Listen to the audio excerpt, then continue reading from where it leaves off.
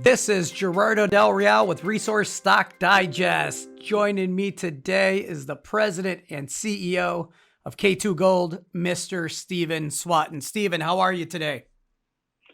Good. Much better for the results that came out today. They're pretty astounding. Well, let me read the headline and then I'm going to play devil's advocate with you a little bit. I had an interesting dialogue back and forth with a colleague of mine this morning, and I thought this would be a great opportunity to address it. First off, congrats. You drilled 30.5 meters of 7.2 grams per ton gold. And if that wasn't enough, it came from surface at the Mojave Gold Project. You got to be satisfied. You got to be happy there. There were other intercepts as well that showed very good grades. And then let's get right into it. Let me play devil's advocate a bit. You mentioned that off air, you had a shareholder that was a bit disappointed by some of the other results in the release, which, seems to be a tough critique given the numbers that you put up. But let me give you the platform to provide some context around today's news, and then we can talk. So we inherited a program from Silver Standard SSR Mining in 2018, and we were very constricted as to where we could drill. So the first platform where we set up is where we're getting most of these results, and they're results based on surface sampling, and we drilled underneath the surface sampling. That you've got to bear in mind, these are 100 meters away from the BHP holes, and the two platforms that we set up were 236 meters apart. And we're homing in now with our geological understanding as to what on earth is going on there. And what is happening is that we're getting extremely silicified and broken up and brecciated rock, distinct fault zone. The second platform was set up right in this fault zone. And what happened is when they were drilling down into the rock, we were losing part of the drill string simply because as you're going through a hole, if you imagine a void, a cave, if you're drilling down through it, it's extremely difficult. Your drilling equipment tries to whip down the hole. So these guys were having issues with getting through this zone. And in the end, we had to literally give up. So we knew that we were right on the edge of something really significant there, but we couldn't get through it. But we took the decision to pull out simply because we knew we were going on to Newmont afterwards, which is another 2 kilometers south, which also has mineralization. So whatever we were going to find in this hole, we knew we were going to have equally as good results from an epithermal gold system further to the south. So we had to pull out, and I'm very happy with the results that we had. It's actually as good as we could expect. So just to be clear, where you reached the target depths, you got phenomenal results. Where you failed to reach it, the second platform, that's where the other numbers that didn't obviously get to where you wanted the drill bit to go, correct? Yeah, you've got it, Gerardo. That's exactly what happened. Perfect. We have holes outstanding from the Newmont zone that's 2 kilometers apart from Dragonfly. I mentioned that I had a discussion earlier today with a colleague, and the point brought up I thought was a fair one. The gentleman explained, and something I was aware of, but I want you to address it if you'd be so kind. He explained that, look, this drilling was done from a helicopter. We have a new administration. We know the perception is that the new administration will be a bit more rigorous and tough on the mining industry.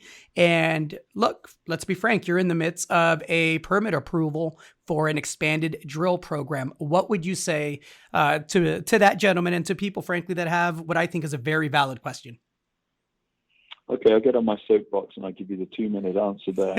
So here we have a situation that this approval was actually approved during the Obama and Biden era. So it was going backwards and forwards like a ping pong ball in 2016. It was approved in 2018.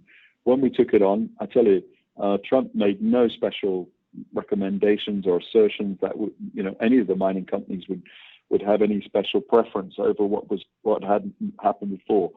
So we've already gone through this process with the BLM, and we've actually submitted for our second program. And the response that we've had back so far has been very minor. We have a couple of adjustments to make, but as we can see it, there's no issue. Now, if we do have an issue with this Biden administration, which I don't anticipate, so will everybody else. And if you're going to project the fact that we need a bunch of certain metals and minerals to support the new administration's desire to have battery metals put into the market for all sorts of cost-saving devices that will improve the energy efficiency of the United States. In that case, the whole industry is going to happen. It's not just going to be California. So I would say that in answer to your question in a nutshell is I don't see any difference than it was before. We were hoping that under Trump it would get easier, but it made no difference whatsoever. So I imagine that Joe Biden being the vice president is not going to make any difference either. Now he's the president. Well said. Walk me through the legal team, because I know that the team that you have dealing with the permitting process is very experienced in this part of the country. Yes, the lead guy is based in Sacramento, and all he's done his whole life is mining, permitting, and to enhance our level of expertise, we also have a person based in Tucson, and she is tribal. She is First Nation lady who's helping us navigate our way through, if you like, the idiosyncrasies of not only the legal framework, but also the permitting framework, because she's very much involved with and knows the people who are in the new administration, because she's worked with them in the past.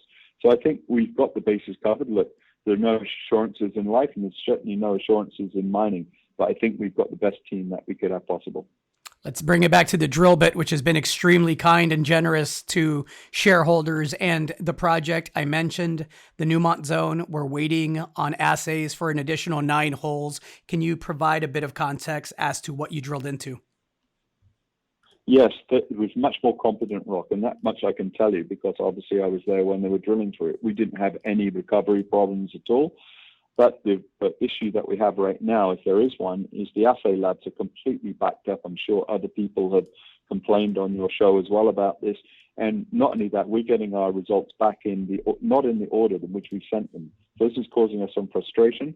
But all I can say is that we've got 100% recovery of the mineralization intercepts from the Newmont zone, and we're expecting them within the next 2 weeks.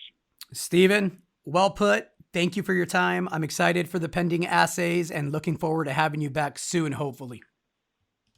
Thanks very much. Thanks, Gerardo, and thank you, everybody. Appreciate it.